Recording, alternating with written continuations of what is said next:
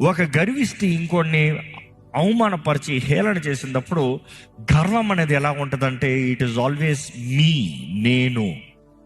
గర్వం అనేది ఎప్పుడు ఎలా ఉంటుందంటే నాది, నేను ఎలా కనబడుతున్నా, నేను ఎలా ఉన్నాను, నేనెవరిని.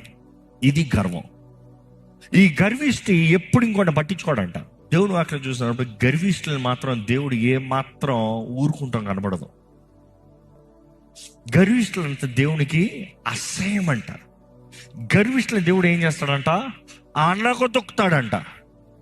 Be careful. మనం అనేక సార్లు మన సొంత నీతులను బట్టి మనం ఏదో ఒక్క విషయంలో రైట్ ఉన్నామని పక్కోడు రాంగ్ అంటూ ప్రూవ్ చేస్తూ, పక్కోడు బ్రతుకు వేస్ట్ అని చెప్పుకుంటూ, ఇతరులను అవమానపరుస్తూ, హేళన చేస్తూ, అనేక సార్లు మన గొప్పతనాన్ని చెప్పుకుంటూ దేవుని నామానికి అవమానం తెచ్చే వరకు ఉంటాం. జాగ్రత్త. కానీ దేవుడు దీనుల పక్షాన ఉంటాడంట. దీనులకి దగ్గరగా ఉంటాడంట. దీనులను ఆదుకునే దేవుడు అంట. దీనులను బలపరిచే దేవుడు అంట. దీనులకి సహాయం ఇచ్చే దేవుడు అంట. దీనుల ప్రార్థనని ఆలకించే దేవుడు.